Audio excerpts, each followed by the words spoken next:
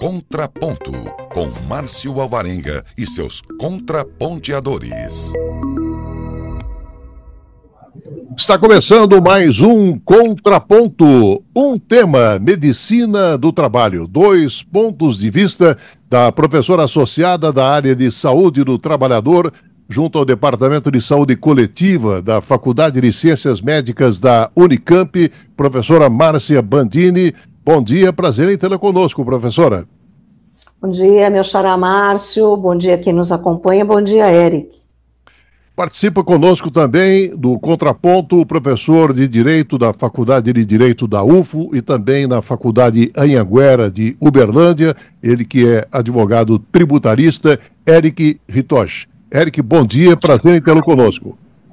Bom dia, Márcio, bom dia, professora Márcia, prazer estar aqui com vocês.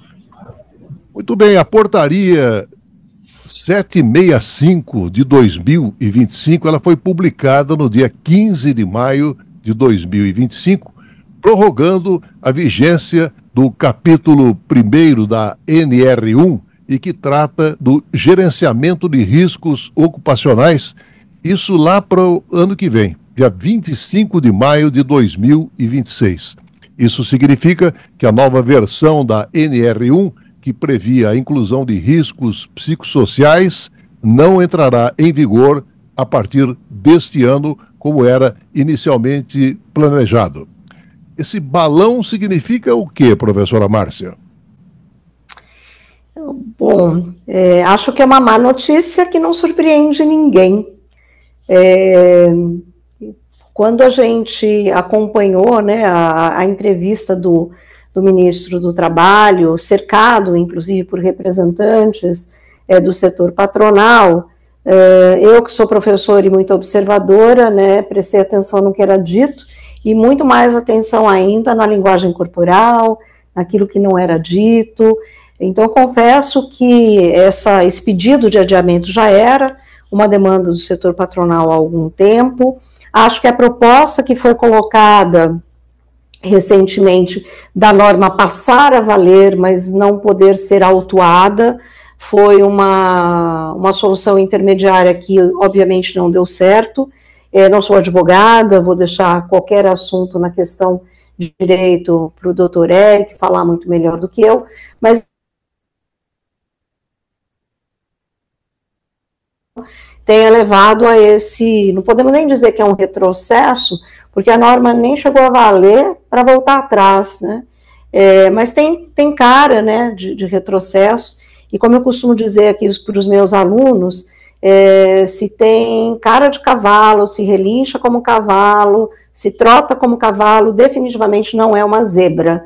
Então, realmente, assim, acho que é uma má notícia que não é uma surpresa, como eu já disse, e que está em consonância com uma atitude do setor patronal que a gente vê desde 2017, 2018, que é uma recusa de fato de lidar com os fatores psicossociais no trabalho de uma maneira mais organizada, no sentido de promover a saúde mental dos trabalhadores e trabalhadoras. Em resumo, uma pena.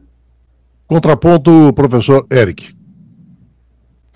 Bom, como bem dito pela professora Márcia, acho que é um retrocesso, acho não, né? A gente vê que é um retrocesso, mas é meio que um reflexo de tudo aquilo que a gente vê hoje no nosso sistema político, né? A gente tem uma repartição de pontos de vistas, né, dentro da nossa cúpula, e acaba que isso influencia. Então eu tento emplacar de certo modo algumas questões legais, vejo se passa. Se não passa, eu talvez volto atrás aqui, tento segurar um pouquinho, faço aquele jogo político, mas um ponto que é muito importante é identificar de fato que essa norma regulamentadora ela é uma norma complementar à CLT, né, a nossa consolidação, né, de da nossa legislação trabalhista, né, nosso diploma legal que a gente encontra aí dentro do direito do trabalho, ela é uma norma complementar, ou seja, eu já tenho, de fato, a proteção ali, a todos esses pontos envolvendo saúde e segurança do trabalho.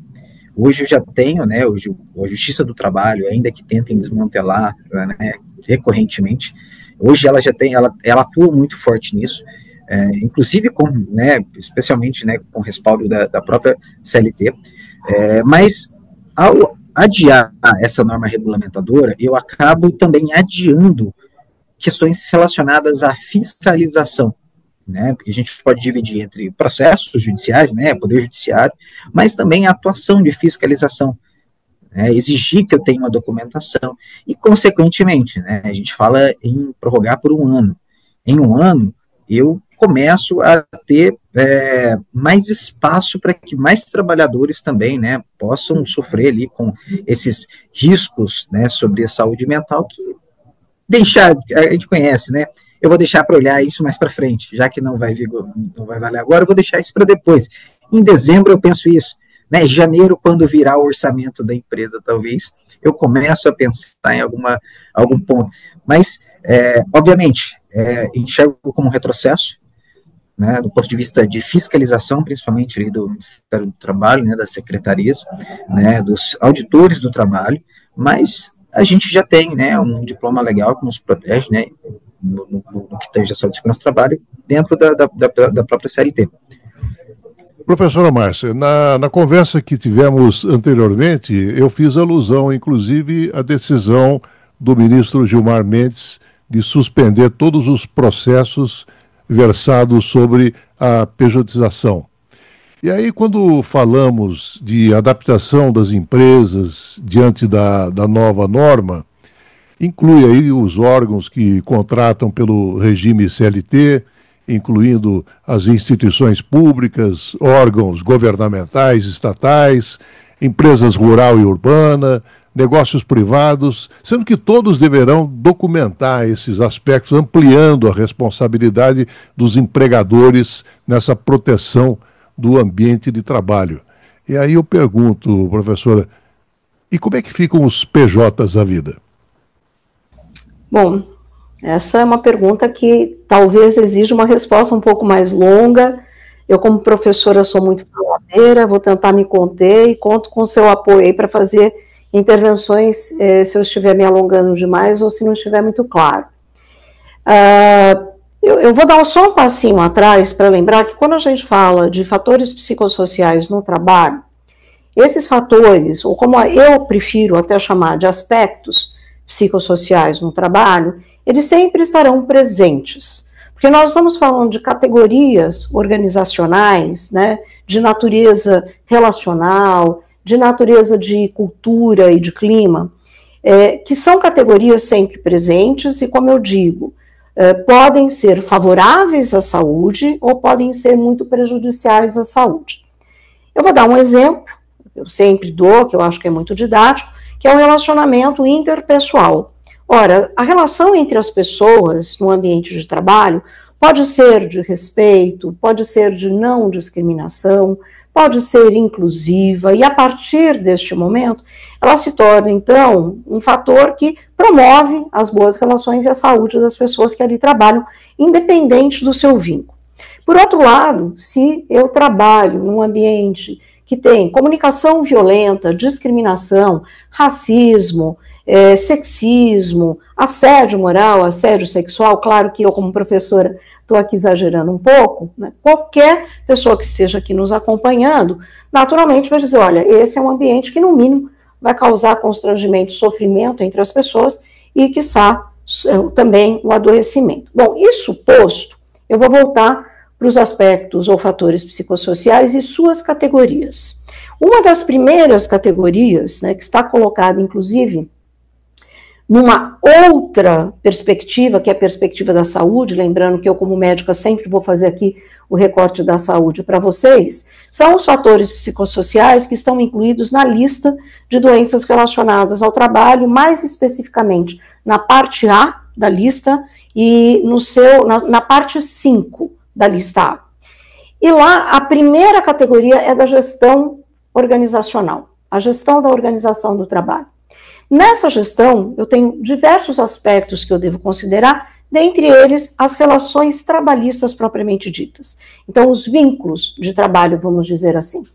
E existem muitos vínculos, a gente sabe disso hoje, inclusive nenhum vínculo, né, que a informalidade máxima do trabalho. Bom, vamos ter que dar um outro salto triplo carpado, como eu digo, que é voltar lá em 2016, 2017, quando a gente teve a aprovação da lei de terceirização e da reforma trabalhista. Essas duas alterações legais, e olha a médica falando de lei de novo, não quero passar vergonha aqui na frente de vocês, mas essas duas mudanças nos direitos trabalhistas modificaram de uma maneira muito profunda as relações de trabalho, principalmente entre pessoas jurídicas. Então, quando a gente fala de pejotização, eu estou falando de uma pessoa jurídica contratando outra pessoa jurídica. Isso pode acontecer de uma maneira justa, legal e até saudável? Pode. Mas o que a gente tem visto? Um exagero. Um exagero que, vou dar um exemplo também radical para ser didática, onde uma escola que antigamente, né, ou antes de 2016, 2017, ela não poderia terceirizar a sua atividade fim, por exemplo, ela não poderia terceirizar professores, né, já que é uma escola, agora ela já pode terceirizar. E pode terceirizar, inclusive, através da pejotização. Ora, isso criou uma precarização entre as relações de trabalho que tem refletido na saúde das pessoas que trabalham.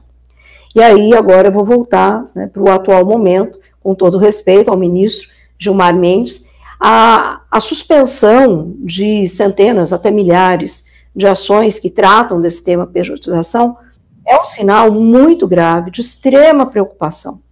Porque nós não sabemos o que vai acontecer daqui em diante, não sabemos também quais são os impactos que nós veremos a partir das decisões que podem ser tomadas. Então, acho que é muito grave o que acontece, isso não está desconectado do nosso tema, como eu bem disse, categoria lá, gestão da organização do trabalho, os vínculos de contratos de trabalho estão considerados, e como o doutor Érico pode explicar, inclusive, melhor do que eu, contratos de trabalho entre partes ou pessoas podem ser protetivos, podem ser justos, mas podem ser desequilibrados e podem agravar a exploração ou a superexploração do trabalho, que na raiz está ali como origem do adoecimento, principalmente da saúde mental.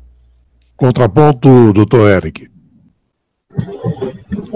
A professora Márcia, a doutora Márcia falou muito bem, inclusive ela falou, apesar de ser médica, sempre traz bons pontos de reflexão sobre a legislação.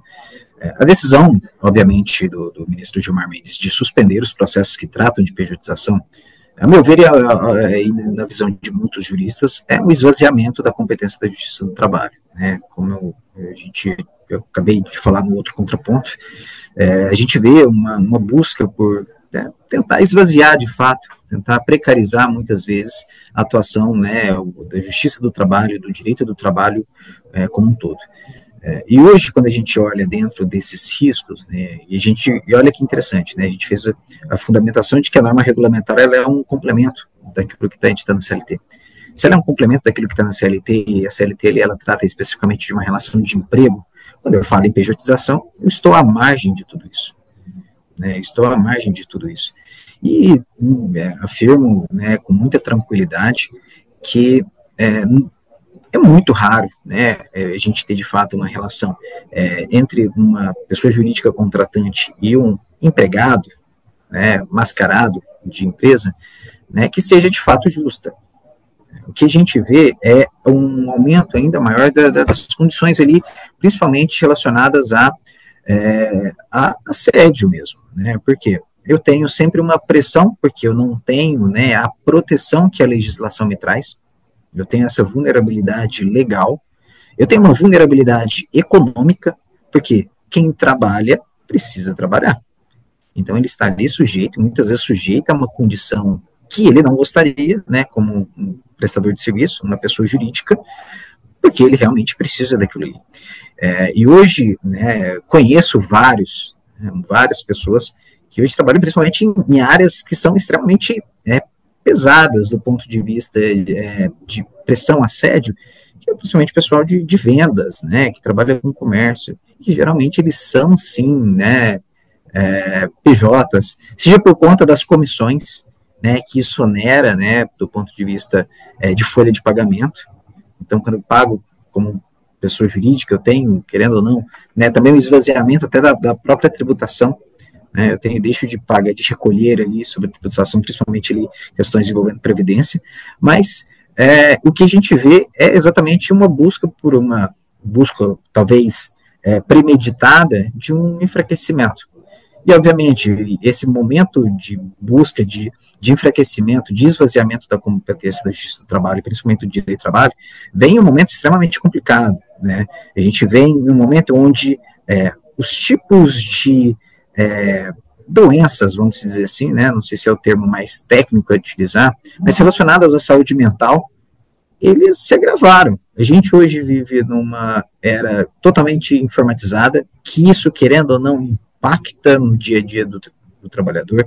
A gente vive num período pós-pandêmico também, né, que afeta, com certeza, e isso acaba deixando o trabalhador muito mais vulnerável.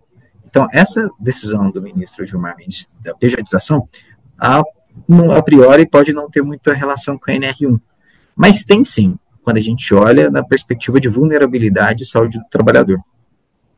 Professora Márcia, a norma, ela contempla medidas visando promover oportunidades, assegurar às mulheres um ambiente de trabalho livre de violência, de assédio moral e sexual, exatamente para garantir a adoção de práticas que possam priorizar a saúde mental e também o bem-estar de todos os colaboradores. Bom, parece incrível que uma norma tenha que fazer referência a algo que já deveria estar sendo colocado em prática pelas empresas.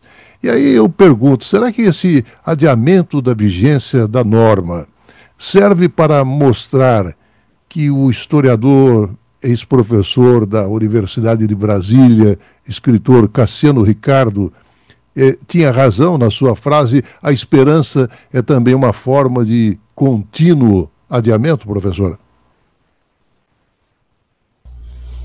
Agora você me pegou pelo coração profundamente, porque já que vamos falar de esperança, eu prefiro fazer o contraponto de Paulo Freire no seu esperançar. E sem nenhuma pretensão, né, de entrar na pedagogia ou na literatura, eu diria, respondendo objetivamente sua pergunta, que não, eu não acredito que seja um eterno adiamento. Eu acho que a esperança, na perspectiva não da espera, mas do esperançar, do fazer acontecer, é o que permeia a luta dos trabalhadores e das trabalhadoras. Queria destacar isso aqui, porque vou precisar voltar um pouquinho também na história. Gente, vocês vão ver que na conversa, né, eu vira e mexe, volto um pouquinho, resgato alguns acontecimentos anteriores para contextualizar a minha resposta, porque também, como eu sempre digo para os meus alunos, a história nunca começa quando a gente entra nela. Então é importante saber de onde vem, né, essa pressão do setor patronal para que a gente tenha chegado nesse adiamento. E eu vou precisar voltar alguns anos para lembrar que, como as normas regulamentadoras são complementares à CLT, e lembrando também do ataque atroz que a CLT sofreu com a reforma trabalhista, ato contínuo à reforma trabalhista, as NRs, normas regulamentadoras, entraram num processo de revisão durante os anos de 2016, 17 e 18, que foi durante o governo Temer, usando como um eufemismo de que elas estavam desatualizadas e elas precisavam ser modernizadas. Veja bem, ninguém se opõe a uma revisão, uma atualização de normas, porque o trabalho muda, o conhecimento científico muda, as pessoas e comportamentos e culturas também mudam. Mas o que a gente viu nesse processo foi uma deturpação, inclusive, de algumas normas.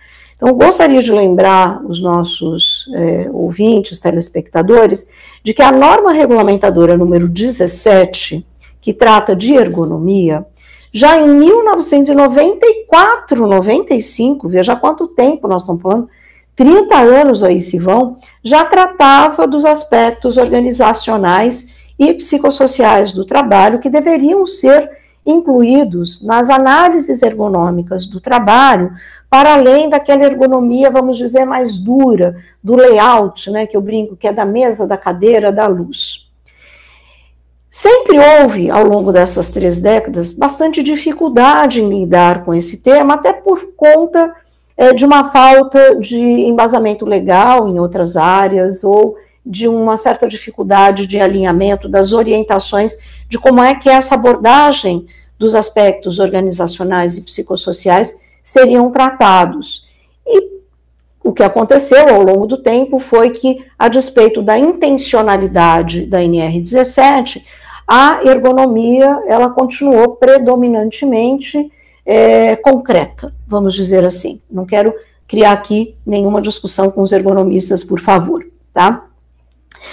E quando a NR17 foi revisada, nessa última revisão, eles retiraram intencionalmente os fatores psicossociais e organizacionais da norma. Isso, gente, foi mais do que um retrocesso, um ataque violento e realmente uma perda do segmento dos trabalhadores. Ora, como é que ficou acabada essa conversa, essa retirada? De que seria montado, então, um grupo de estudo para avaliar se os fatores psicossociais deveriam, por exemplo, retornar à NR17 na forma de um anexo específico, se seria criada uma norma específica para os aspectos psicossociais, ou se seria, então, que foi a decisão tomada no final, incorporada à NR1.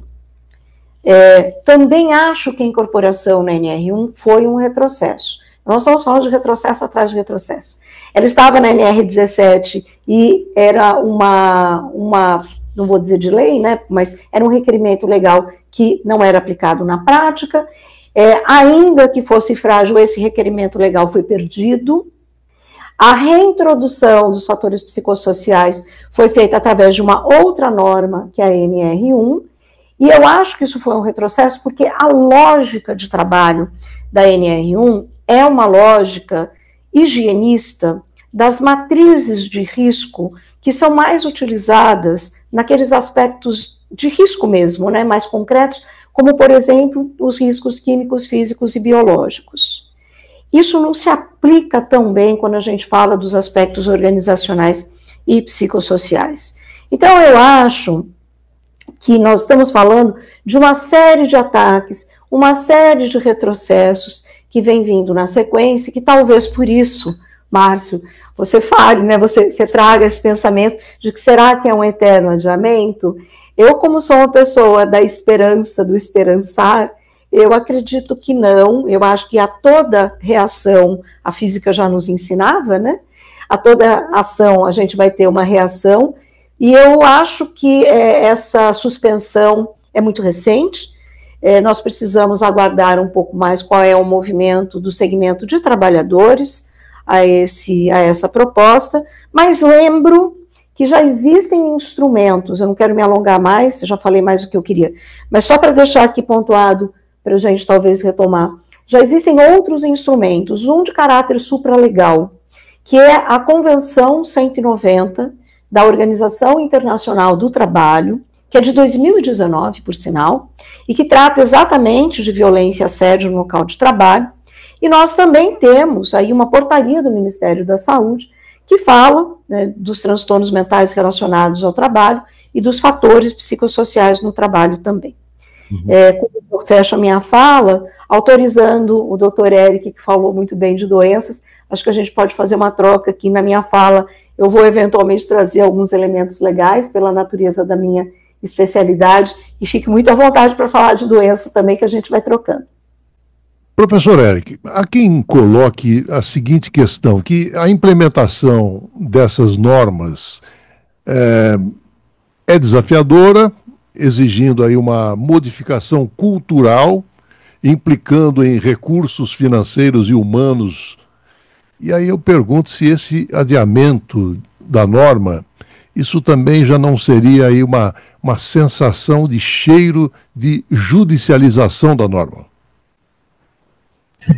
Bom, Quando a gente olha dentro da NR1, a gente vê que ela trata de disposições gerais, né? Como a professora Márcia trouxe, foi um retrocesso tirar talvez uma norma específica, né, que trata especificamente, né, sobre esses riscos, e agora trazer ela de modo geral, que dentro da lógica ela é uma disposição geral, como se fosse aquele capítulo introdutório ali que traz algumas definições, e aí depois a gente entra no detalhe ali conforme as outras normas regulamentadoras. Isso por si só a gente identifica um retrocesso. Tá? Só que eu acho que é muito mais do que adequar a realidade brasileira, acho que muito mais do que isso. Acho que exigir essa proteção é sim o processo de adequação. Não, olha, preciso de um tempo para adequar isso à realidade da empresa. Hoje eu acho que, na verdade, a questão de saúde, principalmente saúde mental, já é uma realidade dentro das empresas, né? Hoje a gente tem discussões, inclusive, sobre gerações, né? O pessoal, às vezes, ele prefere abrir mão de um salário um pouco maior, de uma estabilidade ali dentro de uma empresa, para uma questão realmente voltada ali a uma saúde mental. Então já é uma realidade. Acho que postergar essa norma regulamentadora, esse tópico 1.5 ali da NR1, é uma tentativa, a meu ver, frustrada, de afastar essa proteção. Como eu disse, prorrogar essa NR1, ela obviamente afasta e amplia um pouco mais o período ali para fins de fiscalização, né, principalmente de órgãos executivos ali, né, de auditorias do trabalho, obviamente que não poderão exigir com tanta firmeza. Mas, obviamente, quando a gente fala em saúde do trabalhador, quando a gente fala em riscos ao trabalhador, a gente já inclui aqui dentro não só aquilo que está na norma regulamentadora, mas a gente já tem doenças relacionadas ao trabalho que são, né, eventualmente ali, psicossociais. Então a gente tem já essa proteção. E a meu ver, essa prorrogação é sim, tá, um indicativo de que a gente vai ter muita judicialização. Tá? Por quê? Ainda que eu não consiga, dentro do âmbito político, né, cancelar, entre aspas, a prorrogação, eu tenho sim já instrumentos que protegem, né, do ponto de vista judicial, esse tipo de risco. O meu medo é exatamente esse ataque em várias frentes ao direito do trabalho, à justiça do trabalho, à proteção trabalhista. Porque uma coisa é eu tentar minar a competência da justiça do trabalho, outra coisa é eu tentar prorrogar, né, algumas normas, ou revogar normas que tratam de proteção ao trabalhador. Mas quando eu tenho tudo isso ao mesmo tempo, aí me preocupa. Esse o meu ponto de preocupação. Essa prorrogação que a gente tem ali foi um retrocesso, obviamente é um retrocesso, indica, sim, uma judicialização, e é muito comum, principalmente quando a gente tem, no âmbito dos sindicatos mesmos, né, as ações coletivas, a gente tem poder de representação, a gente tem a atuação muito efetiva do Ministério Público do Trabalho, quando a gente identifica, principalmente em grandes empresas, né, que a gente tem essa característica, né, esse dano, né, que a gente tem à saúde do trabalhador, ainda que não só físico, ergonômico, né, então a gente tem esse indicativo. A prorrogação, de novo, ela vai trazer essas discussões, né, para dentro das empresas. Acho que a prorrogação é simplesmente para a gente tentar ganhar tempo, para as empresas ganharem tempo, para se adequarem e aquele viés político, tentar bater e assoprar, mas hoje o trabalhador sim pode ele já tem esse respaldo, tá, para eventualmente se identificar que está sofrendo algum dano, né, psicossocial, está exposto a um risco psicossocial ali dentro da empresa, ele já tem sim um respaldo, tá, para judicializar essa questão. Como eu disse, não necessariamente só porque não está previsto obrigatoriamente em uma NR que ele deixa de ter aquele direito, ele tem esse direito. Aqui é uma questão, talvez, né, de bater e assoprar. Professora Márcia, eu não sei se você participou de uma reunião que aconteceu em fevereiro desse ano no Ministério da Saúde, a reunião interministerial de diálogo sobre a agenda saúde, trabalho, previdência e direitos humanos. Mas o objetivo desse encontro era de reunir os ministérios da saúde, dos direitos humanos, cidadania, do trabalho e emprego e da previdência. E foi promover o diálogo sobre as agendas desenvolvidas aí pelas respectivas áreas, visando a promoção da saúde e também a melhoria da qualidade de vida do trabalhador e da trabalhadora, bem como também estabelecer alianças estratégicas. Bom, parecia ser um aceno de que a norma estaria em vias de implementação. Mas eu pergunto, será que, por outro lado, isso não engrossou um lobby de quem poderia até trabalhar contra a norma? Bom, eu não estive nessa reunião, pessoalmente, mas eu acompanhei os resultados, e eu vou juntar a minha resposta, com a sua permissão, Márcio, com um comentário adicional em cima da fala do Dr. Eric. Porque eu fico me perguntando, e não é maldade no meu coração, tá, gente? Existem indícios que me levam a pensar de que essa pressão pelo adiamento da NR1, embora seja defendida como uma necessidade de adequação ao que está colocado na lei, mas me parece também que é uma forma de se buscar ganhar tempo para buscar as suas próprias soluções. E por que que isso fica batendo na minha cabeça? Em março de 2024, olha a Márcia Bandini de novo dando uma resposta indo lá atrás para voltar para o mesmo lugar.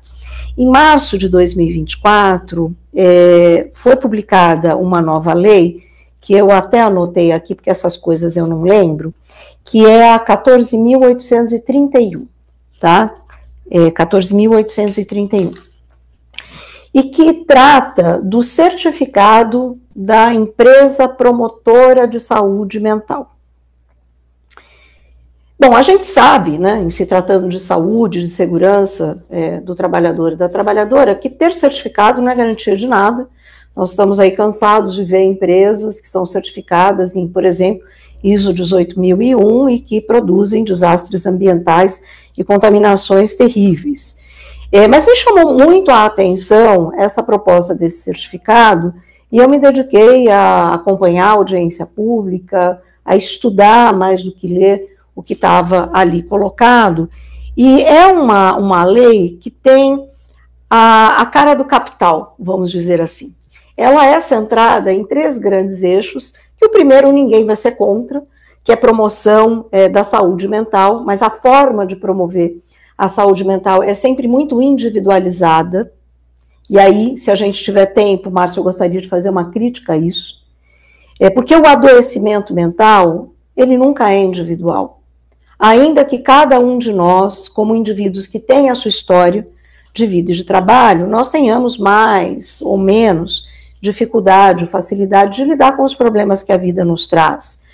Que eu, com os meus cabelos brancos hoje, tenha mais maturidade e mais habilidade de lidar com as pressões do meu trabalho do que eu tinha quando eu comecei a minha carreira há 30 anos. Então, ainda que existam questões individuais, o que de fato adoece as pessoas são as questões organizacionais e psicossociais no coletivo. A gente nunca tem uma pessoa sofrendo sozinha. O segundo ponto dessa lei é o bem-estar dos trabalhadores, que de novo aponta para o indivíduo. Então, são aqueles pacotes de benefícios de recursos humanos que eu sarcasticamente, né, e também com bom humor, chamo de ofurô corporativo. Então, vamos fazer massagem, vamos dar voucher para ginástica, vamos fazer sessão de yoga, tudo isso é maravilhoso, não sou contra não, mas não é band-aid que estanca hemorragia franca. Quero que vocês fiquem com essa imagem na cabeça. E o terceiro ponto, que esse eu falei, não tem coisa aí, gente, não pode ser. A terceira parte dessa lei fala de transparência e prestação de contas. Onde é que já se viu que quando a gente está falando de saúde mental, a gente coloca a contabilidade no meio dessa história? Bom, como eu costumo dizer, quando a gente puxa um pelo, vem um urso inteiro, né? Não é nem aquela história de puxa uma pena, vem a galinha, você puxa um pelo, vem um urso inteiro. dedicada que fui, descubro eu, esse número eu não vou ter, que existe já um projeto de lei para que as empresas possam abater dos seus impostos gastos relacionados à saúde mental. Ora, isso posto, nós já temos uma lei, nós temos uma audiência pública que está disponível para quem quiser assistir, que aconteceu no ano passado, e nós temos, agora sim, o setor patronal pedindo adiamento. Então eu me pergunto, será que de fato estão pedindo mais tempo para se adequar a um tema que a Organização Mundial da Saúde discute isso há mais de 40 anos, é quase meio século discutindo isso. Nós temos hoje instrumentos internacionais validados e utilizados em muitos países da América Latina, vizinhos nossos, inclusive, que possam auxiliar na avaliação desses fatores psicossociais com vistas à sua correção. E nós não estamos falando de uma ANR que vai ficar gerando mais papel. Toda avaliação de risco, ela precisa ter como objetivo corrigir o problema, para que o dano não aconteça. Ou será que esse pedido de adiamento é para que as pessoas procurem, por exemplo, regulamentar esse certificado ou outras iniciativas, né, que seriam soluções propostas pelo setor patronal, apartadas de um debate tripartite com o Estado e com o segmento de trabalhadores e trabalhadoras. Então, não acho que é maldade no meu coração, acho que existem indícios concretos, existe materialidade, como os advogados gostam de falar, né, doutor Eric? Existe materialidade para a gente pensar que deve ter mais coisa por trás aí dessa história do que a gente está enxergando. Eu queria até pegar um gancho na fala da professora Márcia, né, dizendo também que eu tenho lido muito sobre o alerta, dando conta de que as penalidades para empresas que não cumprirem essa norma, a NR1, e elas variam conforme a gravidade da infração e também o próprio porte de negócio, né? Mais à frente percebe-se então que, mais do que rapidamente, isso acabou virando aí uma fonte de negócios para empresas de consultoria, prestação de serviços, escritórios de advocacia, contabilidade, empresas de gestão, de recursos humanos e até de certificação, como colocou a professora Márcia. E aí eu pergunto, professor Eric, o tema parece que já está devidamente comercializado. Com toda certeza, né? É uma oportunidade de negócio. Viram que é uma oportunidade de negócio. Onde as pessoas identificam ali talvez um medo, né, enquanto a pessoa está precisando ali de alguma coisa e sempre tem alguém vendendo. Hoje dentro das empresas ainda, a meu ver, tá? Eu com a experiência corporativa também que eu tenho, hoje, como eu disse, né, e até trazendo de volta a fala da professora Márcia, já é realidade, né, essa questão de saúde, de riscos psicossociais, não é uma novidade. Sempre se discutiu isso, sempre se trouxe isso. Talvez tenha ganhado um peso maior, como eu disse, né? Talvez com as pessoas mais conectadas, talvez, né? E isso acaba compartilhando um pouco mais das rotinas. A gente vê muitos relatos, né? Inclusive em rede social, trazendo essas exposições, mas não é uma coisa atual. Só que hoje, quando a gente tem, e aí do ponto de vista bem legal, tá? E aí a professora Márcia até pode complementar isso. Mas quando a gente olha, por exemplo, o texto da NR1, a gente olha e fala assim, é de difícil aplicação prática. Porque a gente fala assim, cara, mas eu vou identificar os riscos. Como que eu vou identificar, de fato, esses riscos aqui dentro da minha empresa? Eu vou setorizar, eu vou olhar para dentro do setor de vendas. E a professora Márcia também falou um ponto muito importante. Às vezes é o gestor que está causando ali um determinado risco. Porque quando a gente olha, né, eu até estou com a NR aberta aqui, quando você olha um dos pontos lá, você vai basicamente um script, né? Identificar, avaliar, classificar, prevenir e acompanhar. Você tem basicamente um script para você trazer, para você atuar em cima disso. E aí, obviamente, do ponto de vista comercial, vem as empresas, né? Vem talvez até profissionais aliados, né? A área da saúde junto com o pessoal do direito. Eu vou fazer a avaliação aqui de eventuais riscos que eu possa ter aqui dentro, e aí você faz um manual, uma cartilha, né, para a gente documentar e falar assim, temos algo de fato aqui. Só que me preocupa a efetividade, né, dentro das organizações. Porque a gente olha que é uma norma, e de novo, quando eu trago isso para dentro da NR1, ela é uma disposição muito genérica, porque a NR1 ela trata de disposições gerais.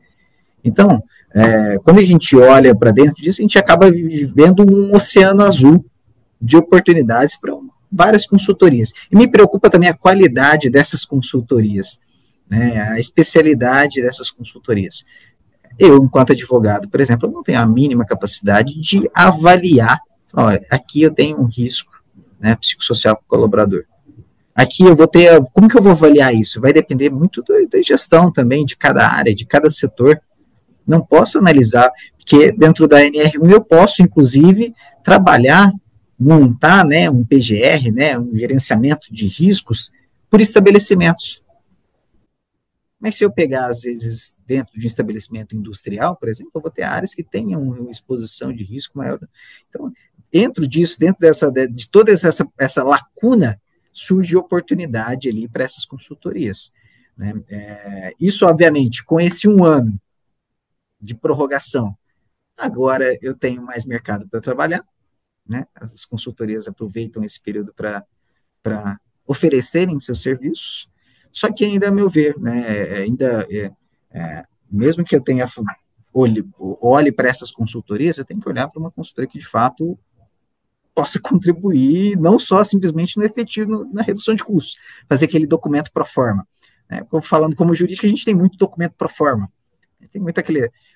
eu tenho um manual, um código de conduta aqui que ninguém nunca leu. Eu posso ter um PGR aqui que ninguém nunca leu. Veio padrão, veio padronizado, a consultoria trouxe de outra empresa do mesmo segmento. Então, eu tenho que tomar muito cuidado com essa comercialização, porque ela me assusta um pouco. Tá? Principalmente dentro de diferentes tipos de empresa. Posso ter uma grande indústria, como também posso ter um pequeno estabelecimento empresarial. Né? Então, cada empresa é uma empresa. Professora Márcia, as condições de trabalho dizem respeito não só aos aspectos físicos e psicológicos que trabalhadores, trabalhadoras estão expostos enquanto atuam. E essas condições no local de trabalho abrangem tudo, desde o ambiente de trabalho até termos e condições do emprego do funcionário e, por sua vez, também as condições de trabalho, elas podem afetar de forma significativa a saúde e a segurança dos funcionários, o bem-estar mental, a produtividade. Isso pode afetar diretamente os resultados para o empregador.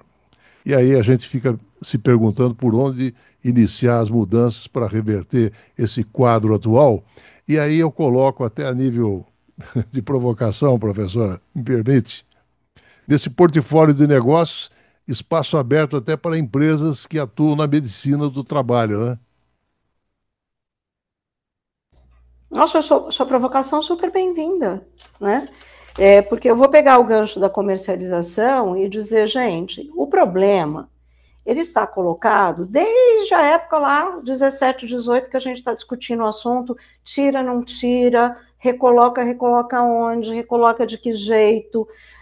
Ninguém é ingênuo aqui de acreditar que os prestadores de serviço estão assistindo tudo isso há tantos anos, estamos falando de 5 anos mais, 7 anos, que esse assunto está sendo discutido sem que um mercado emergente esteja sendo avaliado.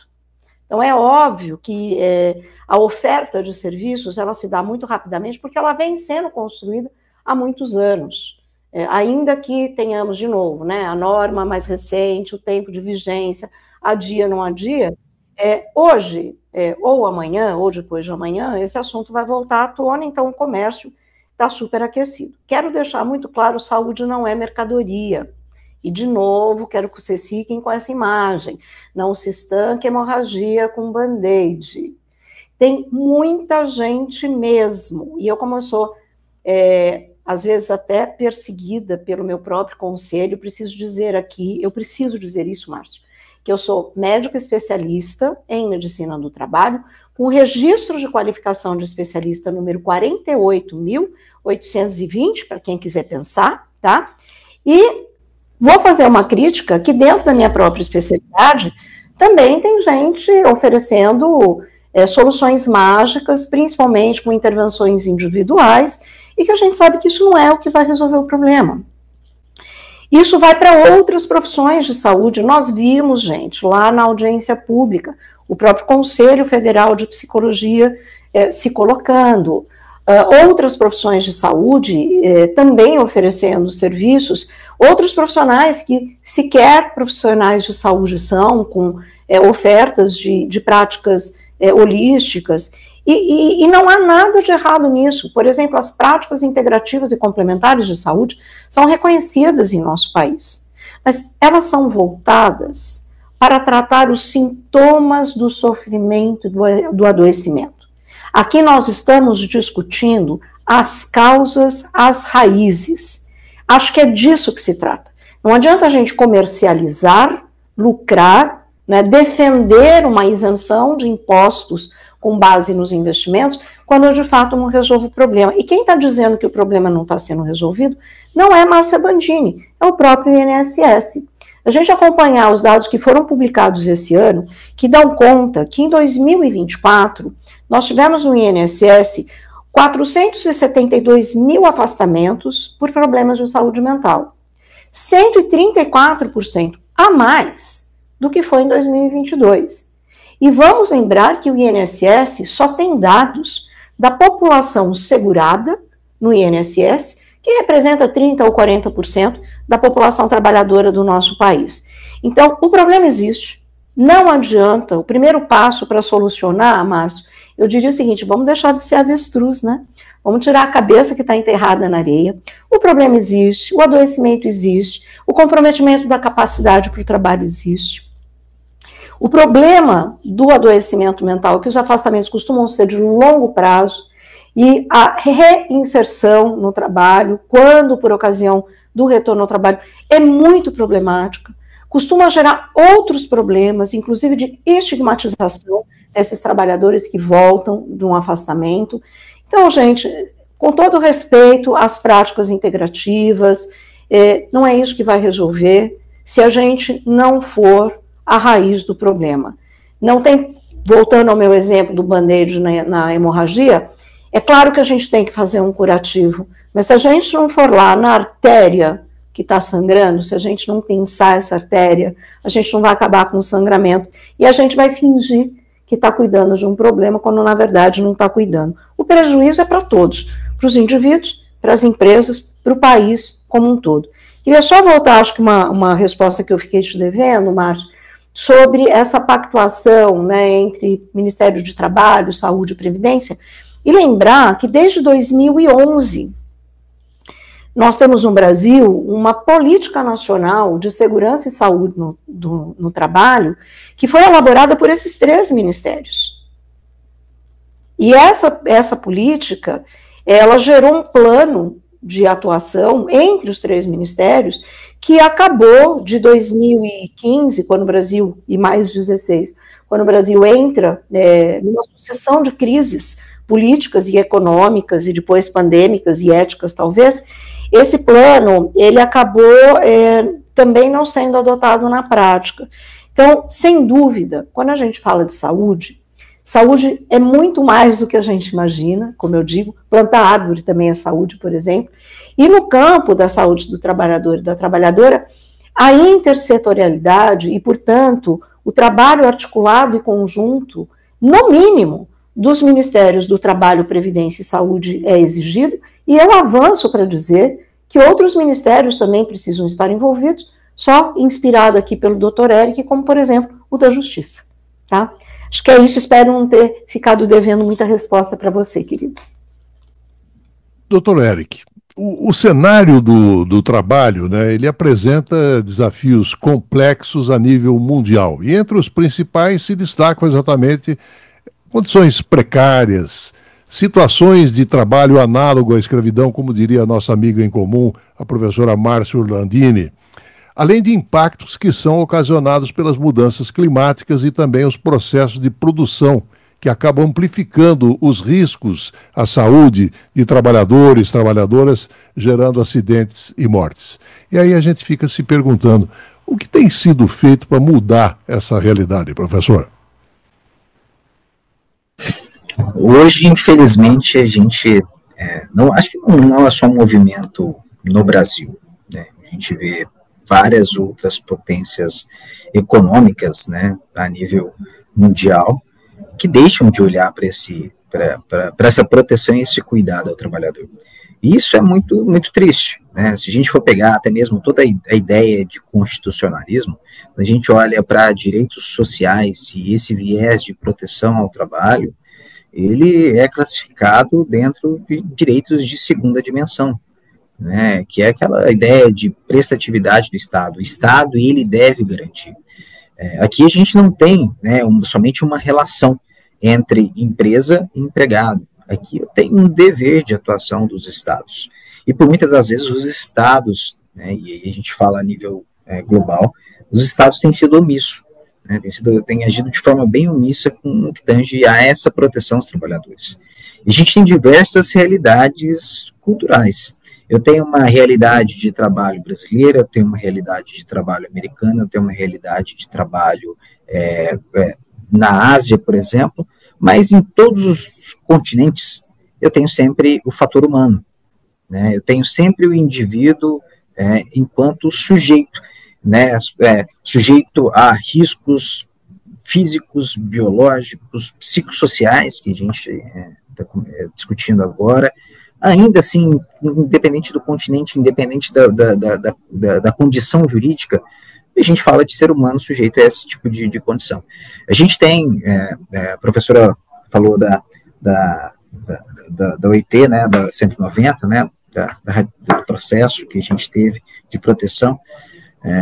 A gente tem que, em 2019, a gente tem, né, um documento legal, entre aspas, né, dentro da Organização Internacional do Trabalho, falando sobre assédio, falando sobre discriminação. Isso 2019. A gente tem que falar o óbvio em 2019. A gente chega em 2025 tendo que falar o óbvio de novo, né? Falar, olha, tem que cuidar, tem que garantir, né? Não só as empresas, né? A gente tem que garantir a proteção ao trabalhador, e a gente sempre falando o óbvio. Infelizmente, a gente vê que muitas vezes o óbvio está deixando de ser dito, principalmente quando a gente olha do ponto de vista legal.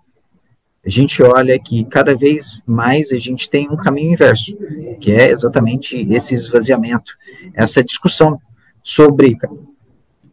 muita gente, né, isso infelizmente, a população ela não tem muita noção, talvez, do que a gente discute no ponto de vista trabalhista, mas às vezes aquela pessoa mais beneficiada por essa proteção dos direitos trabalhistas é uma das que mais critica, né, a própria proteção que tem. Hoje a gente critica, a professora Márcia falou do INSS, mas hoje o INSS é o órgão que tem aquela curva de rio, né, como a gente diz em Minas Gerais, que esse pessoal que sofre com esses riscos, com acidente do trabalho, né, com afastamento decorrente de um problema de saúde mental, ele é desaguado lá, ele é totalmente desaguado lá. Hoje ele sofre por isso, e por outro lado a gente tem discussões que às vezes parecem óbvias, mas que a gente ainda encontra dificuldade. A gente fala sobre riscos psicossociais e joga para 2026. A gente tem dificuldade de falar o óbvio. Isso não só no Brasil, né? Muitos outros países não ratificaram a Convenção 190 da OIT. Então a gente tem um cenário que o óbvio precisa ser dito, e a gente tem encontrado cada vez mais dificuldade de dizer o óbvio do ponto de vista legal. E sempre com vieses, né? Vieses de que talvez a proteção não seja tão boa, de que a gente precisa atualizar a legislação, né, para refletir a nova realidade, como a professora falou. Então, a gente vê que essa vulnerabilidade assusta. A gente teve uma luta muito grande, né? A gente passou por um momento de luta para a criação e proteção desses direitos, que foi muito acirrada, né? E para agora a gente abrir mão aos poucos, né, para a gente discutir, talvez, até muito pouco, esses pontos de vista. Né? Acho que é uma tríade, é o empregado que ele tem que exigir, né, o colaborador que ele tem que exigir que esteja em um ambiente seguro, inclusive a própria norma regulamentar fala que ele pode se recusar, né, a prestar o serviço ali, então ele tem que exigir isso. É a empresa que tem que entender o seu caráter não só do ponto de vista financeiro, mas do ponto de vista do seu principal insumo, né, se a gente pode dizer assim, que é o capital humano, que é aquilo que de fato roda ali, né, e o Estado, que aqui é onde talvez minha maior preocupação. O Estado, muitas das vezes, por meio de nossas políticas, ele tem ficado omisso. Aqui ele tem que ser mais atuante, porque é o Estado que vai equilibrar essa balança entre empregados e empregadores. É ele que tem o papel de equilibrar isso. E a gente vê isso, infelizmente, no mundo todo. Estamos no finalzinho, professora Márcia, mas em cima do que o doutor Eric colocou de doenças mentais, né? Dados do ano passado, 2024, mostram que o país registrou mais de 470 mil afastamentos do trabalho por transtornos mentais. Esse número é o maior desde 2014. E o Ministério da Saúde atualizou recentemente a lista de doenças relacionadas ao trabalho, elevando em mais de 90% o número de diagnósticos possíveis. E com isso, já são 347 patologias associadas ao trabalho. E aí, para arrematar, será que nem assim é acesa a luz vermelha?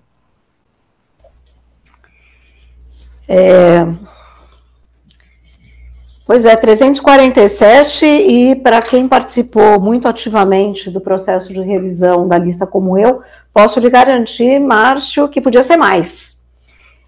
Porque eu costumo dizer, né, a gente diz que a lista brasileira, a lista de doenças relacionadas ao trabalho, só aqui para a gente acompanhar, que foi republicada pela portaria 1999, de 27 de novembro de 2023, ela é uma lista grande, ela é dividida em duas. Na primeira parte da lista, que é a lista A, ela vai nos ajudar a partir dos agentes e fatores de risco presentes no ambiente de trabalho, para correlacionar com os potenciais doenças, né, com as potenciais doenças e agravos relacionados ao trabalho. E a segunda parte, muito boa para os serviços de saúde, inclusive, faz o caminho inverso. Então, a partir de um diagnóstico que eu tenha, o que eu devo procurar no histórico ocupacional desse meu paciente, por exemplo, para que eu possa estabelecer a relação com o trabalho.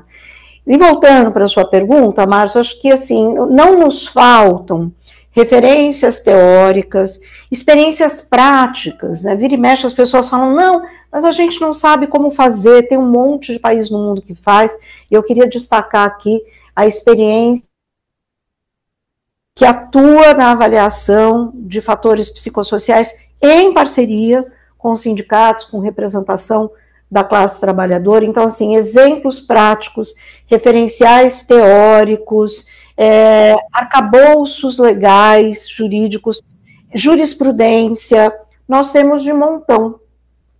Então, o que será que nos falta? Né?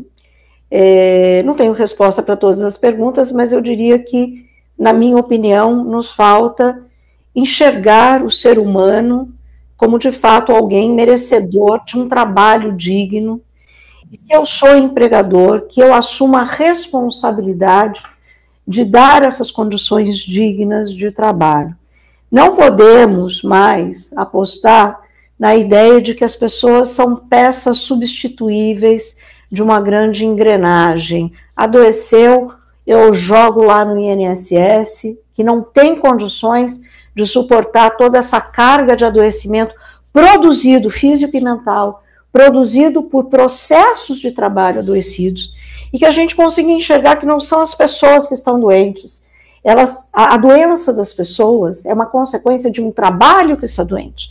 Então, que a gente possa entender isso de uma vez por todas e melhorar as condições de trabalho. E deixar de apostar, faço aqui uma provocação carinhosa também para o doutor Eric, mas deixar de apostar na morosidade da justiça, né, como um adiamento, e aí sim, né, de empurrar o problema com a barriga. O problema, gente, não são os 472 mil casos que o Márcio traz. O problema está em a gente não enxergar que por trás deste número existem pessoas. E que pode ser seu pai, sua mãe, seu irmão, sua irmã, e pode ser amanhã você que está nos assistindo. Minuto final, professor Eric. Acho que a fala da professora Márcia, ela encerra bem toda essa discussão. E eu vou rememorar um ponto que ela trouxe, que foi para mim, acho que talvez o ponto alto aqui, né? Saúde não é brincadeira, né? Não é um comércio. Eu não tenho que negociar isso daqui. A gente tem uma realidade brasileira que, infelizmente, vai desaguar no INSS. Hoje a gente tem mecanismos jurídicos, né, a gente tem contribuições previdenciárias voltadas para riscos, né, trabalhistas que eles são majorados, né, por meio do FAP, né, de acordo com o índice de afastamento e etc., mas ainda é muito pouco, É uma questão não só, infelizmente a gente tem isso, né, a gente tem a legislação, mas ainda assim a gente tem o descumprimento. Eu tenho a CLT desde 43, né, e ainda tenho o descumprimento. Então, as pessoas têm que entender, de fato, que a importância da saúde. Eu acho que muito mais do que a professora Márcia falou dos 470 mil pessoas afastadas, que por trás desse número há pessoas, ainda tem um caso um número muito maior de subnotificação disso, de pessoas que, de fato, não se afastam. A gente vê essa realidade ainda, até porque a gente ainda tem um estigma ainda, né, sobre esse tipo de risco, né, esse tipo de enfermidade. Eu estava até conversando com uma amiga minha, que ela é da Confederação Nacional do Comércio. Ela estava brincando que as pessoas antigamente falavam, né, tipo, você está com a cabeça, às vezes, muito confusa, vai trabalhar que passa, vai ocupar a cabeça, vai trabalhar para ocupar a cabeça. Muitas das vezes esse trabalhar para ocupar a cabeça é o que está gerando essas noites de insônia, né, essas crises de ansiedade. Então, às vezes, a gente sempre enxergou, né, culturalmente, que o trabalho seria uma solução para tudo. Porque a gente tem que entender que o trabalho, às vezes, não é a solução, e talvez ele seja o problema, e olhar para isso, e principalmente o empregador olhar para isso e falar, olha, talvez o motivo do adoecimento do meu funcionário seja, de fato, nós mesmos. E olhar para essa perspectiva, porque eu ainda enxergo que a perspectiva legal ela é fria. Eu gosto muito mais da perspectiva, principalmente do ponto de vista que a professora Márcia trouxe. Então, a perspectiva legal ela é fria, eu vou olhar a ANR, vou falar, eu tenho que avaliar o risco, eu tenho que criar, né, eu tenho que acompanhar, mas ainda é frio. Por trás disso, eu tenho pessoas, eu tenho vidas, e eu tenho, mais do que isso, eu tenho um direito que ele é inegociável. Ele não pode ser negociável, que é a saúde. Ele é relacionado à vida, que é nosso primeiro direito, vamos dizer assim. Professor Eric Hitoshi, da Faculdade de Direito da UFO, muito obrigado pela sua participação no Contraponto, professor.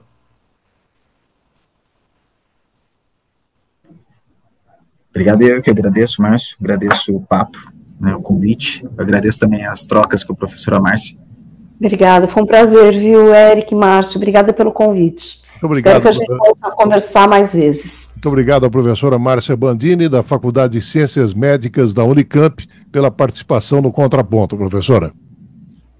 Obrigada, querido. Muito obrigado ao Benício Batista na edição, José Luiz Caetano, painel eletrônico. Estaremos de volta na próxima segunda-feira, a partir das 11 horas. Tenham todos um excelente final de semana e até lá. Trocando em Miúdos. Programa produzido e apresentado por Márcio Alvarenga. Visite o nosso site www.programatrocandoemmiudos.com.br